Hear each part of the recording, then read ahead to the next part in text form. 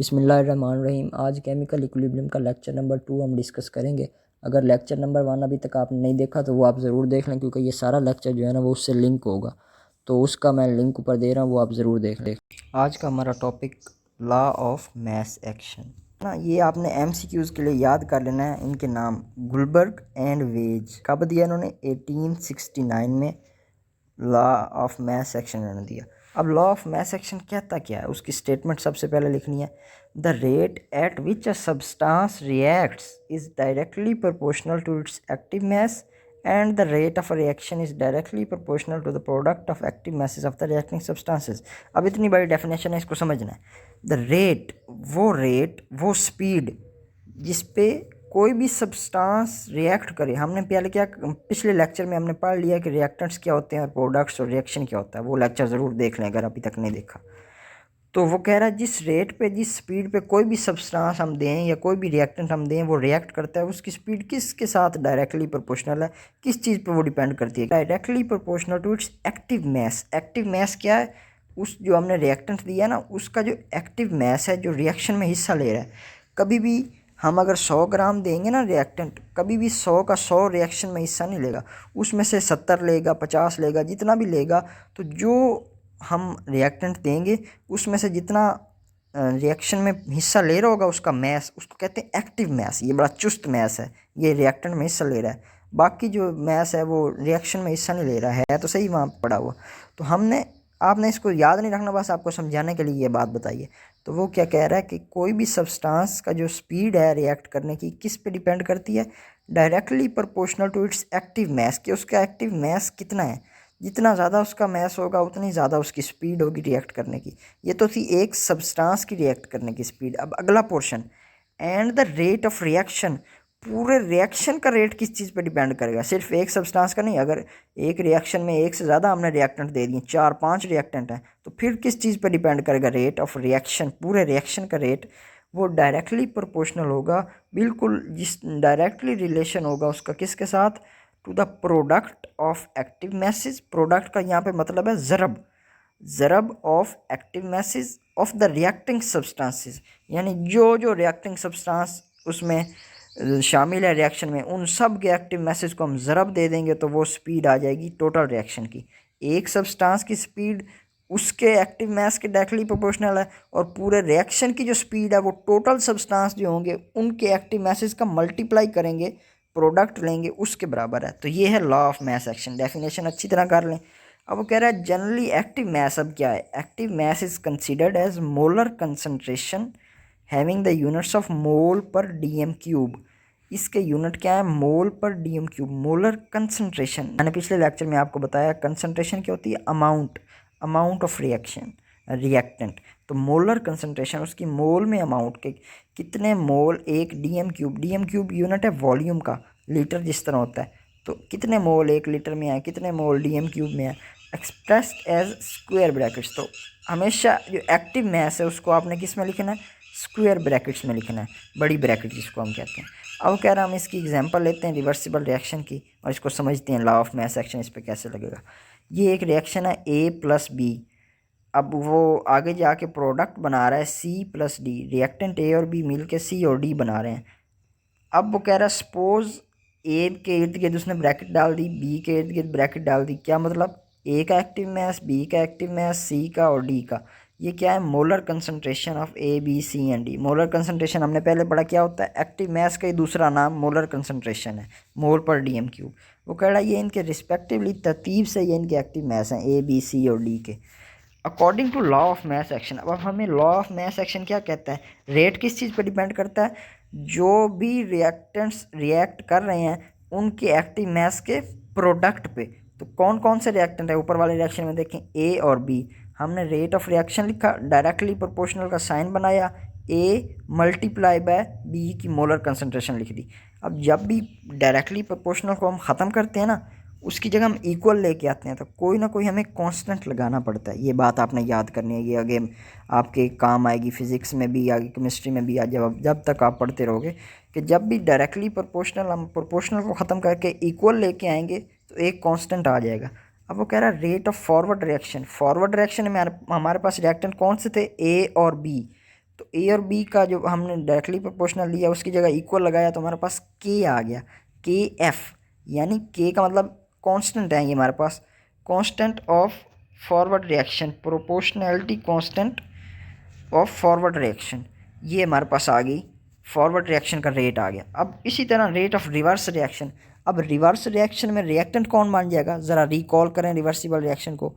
जब reverse reaction होगा तो सी और डी जो है वो ए और बी बनाएंगे रिवर्स रिएक्शन में, उल्टे में। तो अब रिएक्टेंट कौन हो गया, सी और डी, और प्रोडक्ट ए और बी। हमने रिवर्स रिएक्शन का रेट निकालना है तो सी और डी हमारे पास जो है उसके डायरेक्टली प्रोपोर्शनल, उनके प्रोडक्ट, एक्टिव मैसेज के प्रोडक्ट के डायरेक्टली प्रोपोर्शनल आ जाएगा रेट। उसको ख़त्म करेंगे डायरेक्टली प्रोपोर्शनल को तो के आर आ जाएगा, प्रोपोर्शनैलिटी कांस्टेंट। आर का मतलब रिवर्स, एफ से फॉरवर्ड, तो के एफ हमेशा फॉरवर्ड के लिए, के आर हमेशा रिवर्स के लिए कांस्टेंट हैं ये दोनों। ये उसने नीचे लिखा हुआ where K F and K R the proportionality constant called specific rate constant of the forward और रिवर्स रिएक्शन रिस्पेक्टिवली, यानी तरतीब से। फॉरवर्ड का कौन सा है, के एफ जो पहले आया, के आर क्या है, रिवर्स का कांस्टेंट। वो कह रहा है जब इक्विलिब्रियम आती है तो क्या हमने पहले पढ़ के आए कि इक्विलिब्रियम स्टेट पे रेट ऑफ फॉरवर्ड रिएक्शन बराबर हो जाता है किसके, रेट ऑफ रिवर्स रिएक्शन के। तो अब जो हमने दोनों की इक्वेशन निकाली है, रेट ऑफ फॉरवर्ड रिएक्शन और रेट ऑफ रिवर्स रिएक्शन को बराबर करके दोनों की जो इक्वेशन निकाली है उसको गौर से देखें ज़रा। क्या थी, रेट ऑफ फॉरवर्ड रिएक्शन के एफ और ए और बी की मोलर कंसंट्रेशन का प्रोडक्ट, और रिवर्स की के आर सी। जब रेट बराबर हो जाएगा तो ये दोनों भी बराबर हो जाएंगी, तो इन दोनों को बराबर करके लिखा। अब के एफ के आर उधर मल्टीप्लाई हो रहा है, इधर आके के एफ के नीचे के आर आके डिवाइड हो जाएगा। अब इधर ए और बी के एफ से मल्टीप्लाई हो रहा है, जबकि दूसरी तरफ जाएगा तो सी डी के नीचे आके ए बी डिवाइड हो जाएगा। अब ये जो के एफ ओवर के आर है ना, इसे हम कह देते हैं कि ये, क्योंकि हम ये अब रेट ले रहे हैं इक्विलिब्रियम पे, तो के सी जो है ना वो के एफ ओवर ए के आर इन दोनों की रेशो है, तो इसे हम कहते हैं के सी को इक्विलिब्रियम कांस्टेंट के सी। इसको रिप्रेजेंट कैसे करेंगे, के एफ ओवर के आर के बराबर ही है के सी, यानी के एफ ओवर के आर लिखें या के सी लिख दें, एक ही बात है। तो वो किसके बराबर हो जाएगा, C D over A B, जो ऊपर हमने लिखा हुआ है K F over K R is equal to C D over A B. K F over K R की जगह बस के सी लिख देना क्योंकि वो उसके इक्वल है। ये अब रेट ऑफ रिएक्शन की इक्वेशन नहीं है, ये के सी की इक्वेशन है। ये आपने बात याद रखनी है, के सी क्या है, इक्विलिब्रियम कांस्टेंट है, ये उसकी इक्वेशन है। ऊपर क्या आ गया, सी और डी क्या थे हमारे पास, प्रोडक्ट, और ए और बी क्या थे, रिएक्टेंट। ये के सी की इक्वेशन आ गई। लेकिन जब भी रेट आपसे पूछेगा तो रेट के लिए आपने क्या करना है, product of active masses of reactants, के एफ ए बी, ये रेट है, ये वाली इक्वेशन। और नीचे वाली जो है ये इक्विलिब्रियम कांस्टेंट की जो है वो इक्वेशन है। अब वो कह रहा है डिराइव करें जनरल रिएक्शन, आम तौर पे जो रिएक्शन होती है उस रिएक्शन को समझते हैं। वो कह रहा है ये ए के साथ ए उसने लगा दिया, बी के साथ भी स्मॉल बी, और इसी तरह सी डी के साथ। This reaction consist of two reactions, forward and reverse, हमें पता है। According to this law of mass action के मुताबिक rate of chemical reaction is directly proportional to the product of molar concentration of its reactants. यहाँ तक तुम्हें पता है कि प्रोडक्ट है molar concentration of its reactants का। अब आगे अगली बात जो है, अब साथ स्मॉल ए और स्मॉल बी भी आ गया, उनका क्या करना है, raised to power equal to their number, यानी उसके ऊपर हमने पावर लगा देनी है, किसके बराबर, कौन सी पावर लगानी है, जो उनके साथ ये स्मॉल ए और स्मॉल बी जो कोफिशिएंट लिखा होगा, equal to their number of moles, कितने मोल्स हमने लिए in the balanced chemical equation of the reaction. अगर हमारे पास एक मोल है तो हम एक है तो वो खाली हम लिख देंगे रिएक्टेंट की मोलर कंसंट्रेशन। अगर 2 मोल हैं तो उसका स्क्वायर लिख देंगे। नीचे देखें, let us first discuss the forward reaction. अब फॉरवर्ड रिएक्शन को हम देखेंगे ए एंड बी जिसमें रिएक्टेंट है, और ए और बी, स्मॉल ए और स्मॉल बी क्या है, नंबर ऑफ मोल्स हैं। 1 मोल होगा तो साथ कुछ भी नहीं लगा होगा, 2 मोल होंगे तो 2A होगा, 3 मोल होंगे तो 3A, इसी तरह ये क्या है, नंबर ऑफ मोल्स हैं।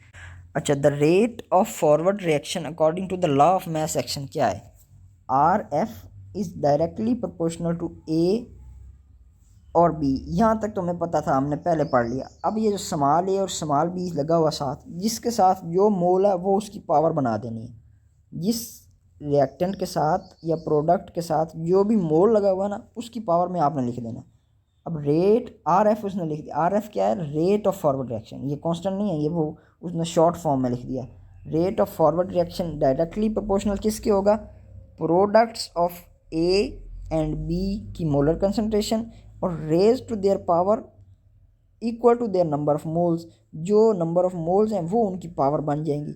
अब यहाँ पे देखो के एफ आ गया, ए कांस्टेंट आ गया नीचे। वो similarly the rate of reverse reaction is directly proportional to the product of C D where C and D are the number of moles. अच्छा वो अब रिवर्स रिएक्शन में सी और डी रिएक्टेंट होंगे और ए और बी प्रोडक्ट होंगे। देखें रेट ऑफ रिवर्स रिएक्शन उसी तरह सी और डी अब हमने लिखना है, डायरेक्टली प्रोपोर्शनल होता है ना। रेट हमने क्या पढ़ा है, किसके डायरेक्टली प्रोपोर्शनल है, रिएक्टेंट्स के। रेट हमेशा रिएक्टेंट्स के डायरेक्टली प्रोपोर्शनल है और के सी की वैल्यू जब हम लिखेंगे तो उसमें प्रोडक्ट ऊपर लिखेंगे, रिएक्टेंट नीचे लिखेंगे, ये बात याद रखनी है।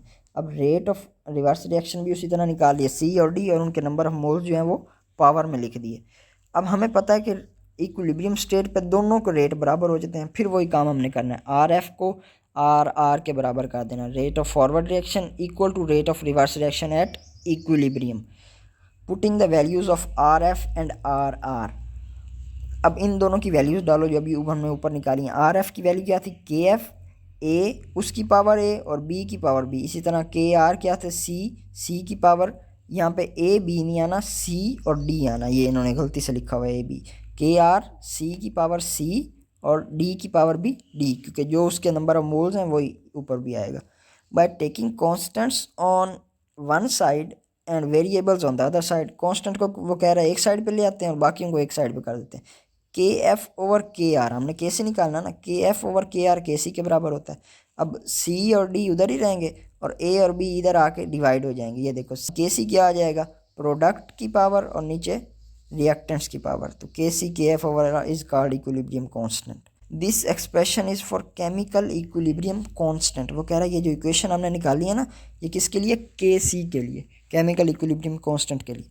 All the reversible reactions can be expressed in this form, सारे रिवर्सिबल रिएक्शंस हैं वो जारी बात है किसी न किसी स्टेज पे इक्विलिब्रियम पे आएंगे तो उनकी के सी की वैल्यू वो कह रहा है इस इक्वेशन से हम निकाल सकते हैं। एग्जांपल्स दो दी हुई हैं, ये देखते हैं। Nitrogen reacts with oxygen to form nitrogen monoxide, दोनों गैसेस हैं, N2 + O2 क्या बनाएंगी, नाइट्रोजन मोनोऑक्साइड। लफ्ज़ पे गौर करो, नाइट्रोजन मोनोऑक्साइड, एक ऑक्सीजन, ऑक्साइड का मतलब, मोनो का मतलब होता है एक, दो होते तो डाई ऑक्साइड, तीन होते तो ट्राई, ट्रिपल जिस तरह कहते हैं, ट्रिपल से ट्राई ऑक्साइड। इसी तरह अब यहाँ पे मोनो है, मोनो का मतलब एक, तो 2NO, नाइट्रोजन मोनोऑक्साइड, 2 का मतलब उसके 2 मोल हैं। रेट ऑफ फॉरवर्ड रिएक्शन हमारे पास क्या आ जाएगा, आप खुद सोचो, अब तक आपको आ जाना चाहिए। फॉरवर्ड रिएक्शन किसके बराबर होता है, रिएक्टेंट्स के प्रोडक्ट के, KF N2 और O2। जो नीचे है ना ये मॉलिक्यूल है N2, इसको आपने पावर में नहीं लिखना, जो मोल होता है ना, जिस तरह ये प्रोडक्ट में 2NO लिखा हुआ है ये मोल है, ये वाला 2, जो नीचे मोल लिखा होता है ये मॉलिक्यूल को शो करता है कि इसके 2 एटम हैं एक मॉलिक्यूल में, नाइट्रोजन के भी और ऑक्सीजन के भी। तो इसको आपने पावर में नहीं लिखना, इसको एज इट इज़ लिखना है, जो मोल होगा उसको पावर में हमने लेके जाना है। रेट ऑफ रिवर्स रिएक्शन किसके बराबर होगा, अब रिवर्स रिएक्शन में जो रिएक्टेंट है वो हमारे पास क्या होगा, NO, तो उसका रेट जो है रिवर्स रिएक्शन का सिर्फ उस पर डिपेंड करेगा, और कोई है ही नहीं हमारे पास रिएक्टेंट रिवर्स में, तो KRNO और उसका स्क्वायर ले लेना है क्योंकि उसके 2 मोल हैं। अब इक्विलिब्रियम कांस्टेंट की एक्सप्रेशन कैसे निकालेंगे, हमें पता था इक्विलिब्रियम कांस्टेंट में हम क्या करते हैं कि ऊपर क्या लिखते हैं, प्रोडक्ट और नीचे रिएक्टेंट, तो NO उसका स्क्वायर और नीचे रिएक्टेंट्स N2 और O2, स्क्वायर ब्रैकेट डालना नहीं भूलनी है आपने। तो KC की वैल्यू निकल आई। अब आपने ये दरमियान वाला स्टेप छोड़ देना, अगर आपके पास MCQs में आ जाना जल्दी जल्दी कैसे लिखना है KC की वैल्यू, गौर करें, ये रिएक्शन दिया हुआ है KC के लिए, ऊपर प्रोडक्ट नीचे रिएक्टेंट, अब NO इसका स्क्वायर और नीचे N2O2। आपने इक्वेशन देखते ही KC की वैल्यू निकाल लेनी है। जो रेट है वो आपको समझ आ गया, लॉ ऑफ मास एक्शन जो है वो रेट का बताता है। रेट ऑफ फॉरवर्ड रिएक्शन किसके बराबर है, directly proportional to the rate of to the product of active masses of the reactants. Active mass जो रिएक्ट कर रहा है, अब फॉरवर्ड रिएक्शन में N2 और O2 रिएक्ट कर रहे हैं तो उनका प्रोडक्ट ले लिया। रिवर्स रिएक्शन में रिएक्टेंट कौन होगा, NO, और प्रोडक्ट क्या बनाएगा टूट के, वो नाइट्रोजन और ऑक्सीजन, इसलिए हमने रिवर्स रिएक्शन में उसको ले लिया। ये अब दूसरी एग्जांपल जो है हमारे पास, नाइट्रोजन और हाइड्रोजन मिलके अमोनिया गैस बनाते हैं, 2NH3 बनाते हैं। अब इसका वो कह रहा है रेट और इक्विलिब्रियम कांस्टेंट निकालो, N2 3H2। फॉरवर्ड रिएक्शन में कौन से रिएक्टेंट हमारे पास, नाइट्रोजन और हाइड्रोजन, जब वो मिलेंगे तो अमोनिया बनेगा। अब इनका रेट किस पे डिपेंड करेगा, इन दोनों के एक्टिव मैसेज के प्रोडक्ट पे। तो RF rate of forward reaction is equal to KF, constant हमने ज़रूर लेना है, डायरेक्टली प्रोपोर्शनल को ख़त्म करके जब हम कांस्टेंट इक्वल लगाएंगे तो साथ एक कांस्टेंट आ जाएगा। Product of active message N2 और साथ हाइड्रोजन उसका क्यूब आ जाएगा। कितने मोल हैं उसके, 3 मोल हैं। तो जितना जो भी मोल होगा हमने उसको क्या करना है, पावर बना देना, वो 3 मोल हो जाएंगे। इसी तरह rate of reverse reaction RR is equal to KR, और रिवर्स रिएक्शन में कौन रिएक्टेंट होगा, कौन प्रोडक्ट, रिवर्स में अमोनिया रिएक्टेंट होगा और टूट के दोबारा नाइट्रोजन और हाइड्रोजन बनाएगा। तो अब रिएक्टेंट अमोनिया हो जाएगा और प्रोडक्ट हमारे पास नाइट्रोजन और हाइड्रोजन। तो अब रिवर्स रिएक्शन की इक्वेशन क्या हो जाएगी, NH3 और उस पे स्क्वायर, क्योंकि 2 मोल बन रहे हैं हमारे पास अमोनिया के। अब वो कह रहा है KC की इक्वेशन जो है ना वो भी निकाल लो यहाँ से। हमें पता है KC क्या होता है, प्रोडक्ट ओवर रिएक्टेंट। सिर्फ इस इक्वेशन से लिखो, प्रोडक्ट क्या है अमोनिया और रिएक्टेंट्स क्या है N2 और H2। NH3 इसके ऊपर उसका स्क्वायर 2 मोल थे, नीचे N2 वैसे का वैसा और H2 के ऊपर क्यूब, ये KC की वैल्यू आ गई। तो ये आपने फ़र्क याद रखना है, जब आपसे रेट ऑफ फॉरवर्ड या रिवर्स रिएक्शन की इक्वेशन पूछे तो वो आपने उस हिसाब से लिखनी है, और जब KC की पूछे तो वो प्रोडक्ट ओवर रिएक्टेंट्स लिखनी है। नीचे टेस्ट योरसेल्फ आप खुद ही कर लें, लॉ ऑफ मास सेक्शन को डिफाइन करना, डेफिनेशन लिखें। How is active mass represented, active mass को कैसे रिप्रेजेंट करते हैं, स्क्वायर ब्रैकेट्स में। होता क्या है, मोलर कंसंट्रेशन, यूनिट क्या है, मोल पर DM3। What do you mean by equilibrium constant, equilibrium constant किसकी रेशियो है, रेट ऑफ फॉरवर्ड रिएक्शन का जो कांस्टेंट होता है KF और KR की रेशियो है। डेफिनेशन आपने याद रख लेनी है। Point out the coefficients of each of the following in hypothetical reaction. वो कह रहे हैं कि कोफिशिएंट्स बताओ, कोफिशिएंट्स वही होते हैं जो नंबर ऑफ मोल्स हैं जो उसके साथ लगे हुए हैं। तो पहले इक्वेशन में कोफिशिएंट्स क्या है, 2A + 3B। क्या क्या A का कोफिशिएंट क्या है 2, B का क्या है 3, C का क्या है 4 और D का क्या है 2। अब इसी तरह अगले इक्वेशन में x के साथ 4 लगा है तो उसका 4 हो जाएगा, y के साथ 2 लगा है तो 2, z के साथ 3 लगा है तो 3। इसमें हमने कोफिशिएंट ही बताना है। तो कोफिशिएंट वही होता है जो नंबर ऑफ मोल्स होते हैं जो साथ लगे होते हैं। Right the equilibrium expressions of the following reactions. अब ये सॉल्व करना है, उम्मीद है अब तक आपको इसकी समझ आ चुकी होगी और आप सॉल्व कर लोगे इसको। 2NO2 नाइट्रोजन, अब 2 ऑक्सीजन है, डाई ऑक्साइड, N2O4 बना देता है। अब वो कह रहा है इसकी KC की वैल्यू लिखो। KC की इक्वेशन हमने क्या पढ़ी, किसके बराबर होती है, प्रोडक्ट ओवर रिएक्टेंट। प्रोडक्ट लिखो क्या बना है N2O4, इसके साथ कोई कोफिशिएंट नहीं है यानी इसका एक ही मोल है, तो हमने प्रोडक्ट में ब्रैकेट डाल के ऊपर N2O4 और नीचे रिएक्टेंट, रिएक्टेंट क्या है NO2 और उसका स्क्वायर, कितने हैं 2। तो KC की वैल्यू क्या हो गई N2O4 और नीचे NO2 का स्क्वायर, स्क्वायर ब्रैकेट साथ डालनी है। अब PCl3 और Cl2 क्लोरीन, ये मिल के हमारे पास PCl5 बनाता है। अब इसकी KC की वैल्यू क्या होगी, प्रोडक्ट ओवर रिएक्टेंट, PCl5 ऊपर, नीचे PCl स्क्वायर ब्रैकेट और Cl2, इनके सब के कोफिशिएंट कोई भी नहीं है, एक एक है, तो किसी पे भी स्क्वायर या कोई वैल्यू नहीं आएगी पावर में। अब तीसरा सवाल इसी तरह SO3 बनता है, हमसे SO2 और ऑक्सीजन को मिलाएंगे तो इसकी KC की वैल्यू कैसे आएगी, प्रोडक्ट ओवर रिएक्टेंट्स। प्रोडक्ट क्या है SO3 का स्क्वायर ब्रैकेट डाल देंगे, नीचे SO2 उसके साथ क्या लगा हुआ है 2, उसका स्क्वायर और साथ ऑक्सीजन। तो हमेशा ये बात आपने याद रखनी है, KC की वैल्यू, ये बहुत इंपॉर्टेंट है। KC की वैल्यू निकालने का आपसे कोई ना कोई सवाल पूछ लेंगे तो आपने उसका कैसा जवाब देना, KC is equal to molar concentration of products, और अगर उनके साथ कोई मोल लगा है उसकी पावर, और divided by molar concentration of reactants, और हर एक रिएक्टेंट के साथ अगर कोई मोल है तो वो उसकी पावर में लिखते जाना। अब आगे वही कह रहा है equilibrium constant and its units, उसकी डेफिनेशन अब आ गई KC जो हमने ऊपर पढ़ा है। Equilibrium constant is the ratio of product of concentration of product, ratio of product ज़रब रेशो का मतलब होता है एक ऊपर एक नीचे डिवाइड। रेशो आपने पढ़ी है मैथ में कि दो चीज़ों की रेशो होती है, एक ऊपर होता है एक नीचे उसको डिवाइड कर रहा होता है। वो कह रहा है रेशो है किसकी, product of concentration of products, concentration of products की raise to power of coefficient, और उनके ऊपर वो पावर जो उनका कोफिशिएंट हो, टू द रेशो। रेशो हमने पहले वर्ड लिखा, ये टू किसके लिए इस्तेमाल हो रहा है, रेशो के लिए।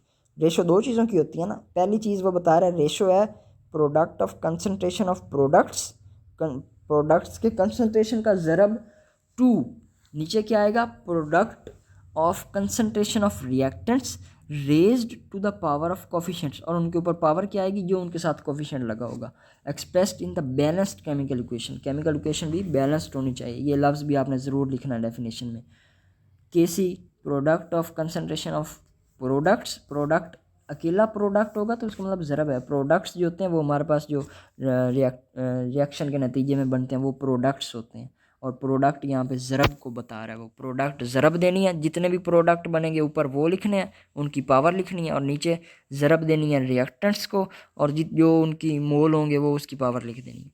इट इज़ कन्वेंशनल, वो कह रहा है कन्वेंशनल रिवायत है एक, हम शुरू से लिखते आ रहे हैं क्या, to write the products as numerator, के प्रोडक्ट को हमने ऊपर लिखना है, प्रोडक्ट्स को न्यूमिनेटर जो बटे के ऊपर हो, एंड रिएक्टेंट्स एज डिनोमिनेटर, और रिएक्टेंट्स को हमने डिनोमिनेटर नीचे लिखना है बटे के।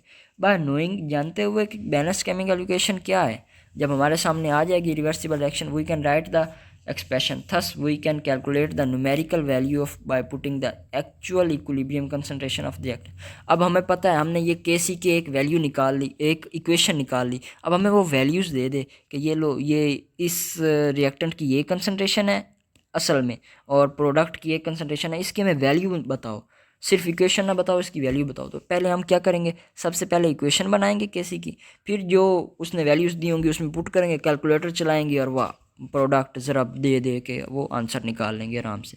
The value of Kc depends only on temperature, बहुत इंपॉर्टेंट है, ये आपने याद रखनी है। सिर्फ और सिर्फ उसकी वैल्यू किस चीज़ पे डिपेंड करती है, टेम्परेचर पे।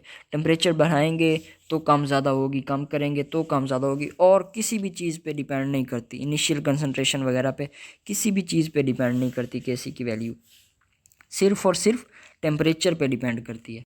Kc has no units in reactions with equal number of moles on both sides, दोनों साइड पे मोल बराबर होंगे तो Kc का कोई यूनिट नहीं होगा, क्योंकि प्रोडक्ट और रिएक्टेंट्स कैंसिल हो जाएंगे, यूनिट वो सारे ज़ीरो यूनिट बच जाएगा पीछे। This is because the units cancel out for the reaction. अब हम एग्जांपल से हमें बेहतर समझ आएगा। ये H2 और I2 2H है, ये हमने रिवर्सिबल रिएक्शन की जो एग्जांपल पहली पढ़ी है वही उन्होंने यहाँ दी है। अब वो कह रहा है इसकी Kc की वैल्यू क्या होगी, HI का स्क्वायर ऊपर, क्योंकि वो प्रोडक्ट है, स्क्वायर क्यों लिखा, उसके साथ 2 आ रहा है मोल, और नीचे H2 और I2, HI का स्क्वायर। अब मोलर कंसंट्रेशन हमारे पास एक्टिव मास की क्या होती है, मोल पर डीएम क्यूब, और उसका स्क्वायर भी लेना है, ऊपर स्क्वायर भी आ रहा है, और नीचे मोल per dm cube multiply by mole per dm cube, यानी नीचे भी मोल पर डीएम क्यूब का स्क्वायर बन जाएगा दोनों जब मल्टीप्लाई होंगे, और ऊपर भी स्क्वायर है, तो जब दोनों कैंसिल हो जाएंगे आपस में तो क्या कोई यूनिट बचेगा, बिल्कुल भी नहीं, इसके नो यूनिट होंगे। अब नीचे वाली जो एग्जांपल है इसके यूनिट हैं वो भी देख लो, N2 और हाइड्रोजन मिलके जो अमोनिया बना रहे हैं, जो अभी हमने ऊपर एग्जांपल पढ़ी। अब इसमें ऊपर प्रोडक्ट्स में क्या आएगा, अमोनिया और उसका स्क्वायर 2 मोल है, और नीचे क्या आएगा N2 और हाइड्रोजन और उसका क्यूब। अब ऊपर तो आ गया मोल पर डीएम क्यूब और उसका स्क्वायर, नीचे नाइट्रोजन की जगह मोल पर डीएम क्यूब, और हाइड्रोजन का जो है मोल पर डीएम क्यूब का क्यूब। अब ये नीचे बन जाएगा मोल पर डीएम क्यूब की पावर 4, और ऊपर बचेगी पावर 2। अब जब ऊपर 2 होगी नीचे 4 होगी, ऊपर वाला 2 नीचे से 4 से कैंसिल होगा तो क्या बचेगा, नीचे 2 बच जाएगा, ऊपर 1 बच जाएगा, मोल पर डीएम क्यूब की पावर 2। तो अब जब नीचे मोल पर डीएम क्यूब की पावर 2 है तो ये हो जाएगा मोल स्क्वायर और डीएम -6। जब मोल स्क्वायर ऊपर जाएगा तो मोल -2 और डीएम 6। ये मैं आपको अभी कॉपी पे करके समझाता हूँ, आप अभी देखें। अब ये यूनिट निकालने का तरीका देखें। अब Kc की वैल्यू हमने निकाल ली, Kc की इक्वेशन में हमने पुट किया, NH3 पे था स्क्वायर, मोल पर डीएम क्यूब उसका स्क्वायर, नीचे N2 की जगह मोल पर डीएम क्यूब, और H2 की जगह मोल पर डीएम क्यूब, ऊपर उसका क्या था क्यूब। अब यूनिट कैसे निकालना है, गौर करें, यहाँ पे है मोल पर डीएम क्यूब और यहाँ पे क्यूब, ऊपर भी स्क्वायर। अब ये क्या बच जाएगा, मोल। इसके दोनों तरीके समझा देता हूँ आपसे जो आसान लगे। मोल पर डी एम क्यूब का स्क्वायर और नीचे ये दोनों आपस में मल्टीप्लाई होंगे, यहाँ पे 1 थी और यहीं पे 3, क्या हो जाएगा, मोल पर डी एम क्यूब की पावर 4 हो जाएगी। मोल पर डी एम क्यूब पावर 4, क्यों, ये यहाँ पे पावर 3 थी और यहाँ पे पावर 1 थी, तो जब मल्टीप्लाई होंगी तो पावर ऐड हो जाएगी, 3 और 1 4। अब ऊपर क्या है, ऊपर क्या है हमारे पास स्क्वायर और नीचे क्या है 4, तो स्क्वायर से ये कैंसिल होगा तो नीचे क्या बच जाएगा 2, 2 से 4 कैंसिल हुआ तो 2 बच गया ना। अब ये मोल ऊपर बच गया 1 और नीचे मोल पर डी एम क्यूब उसका स्क्वायर। अब इसको स्क्वायर को खोल दो, 1 ओवर स्क्वायर अंदर मल्टीप्लाई करो, क्या हो जाएगा, मोल का भी स्क्वायर और डी एम -3 था, 2 से मल्टीप्लाई करो -6। अब इसको हमने ऊपर लेके जाना है, ऊपर लेके जाएंगे तो इनके साइन चेंज हो जाएंगे सिर्फ, बाकी वही रहेगा। मोल के ऊपर +2 था, अब ऊपर जब ऊपर जाएगा तो क्या हो जाएगा, मोल -2 और डीएम 6, यानी मोल -2 डीएम की पावर 6। ये हमारे पास आंसर आ गया। अब इसका एक और तरीका, यहाँ देखो क्या था, मोल पर डीएम क्यूब का स्क्वायर और ये नीचे पावर थी 4। अब ये 1 मोल पर डीएम क्यूब है, इसको इस स्क्वायर से काट दो, क्योंकि इसका क्या मतलब है, मोल पर डीएम क्यूब का स्क्वायर का क्या मतलब है कि 2 बार मोल पर डीएम क्यूब है ना, मोल पर डीएम क्यूब इंटू मोल पर डीएम क्यूब, ये 2 बार है ना, इसका यही मतलब है कि इसका स्क्वायर है। तो नीचे भी क्या था, मोल पर डीएम क्यूब और मोल पर डीएम क्यूब की पावर 3। अब 1 मोल पर डीएम क्यूब से 1 मोल पर डीएम क्यूब कैंसिल, ऊपर 1 बच गया नीचे 3। अब इस 1 से इस 3 को कैंसिल करो 2, तो वही आ गया 1 ओवर मोल पर डीएम क्यूब का स्क्वायर। अब फिर इसे ऊपर ले जाओगे तो वही जिस तरह आगे हमने ये किया है, आगे सारा वही हो जाएगा। स्क्वायर को पहले अंदर मल्टीप्लाई करो, मोल स्क्वायर डीएम -6, जब ऊपर जाएगा मोल -2 और डीएम +6।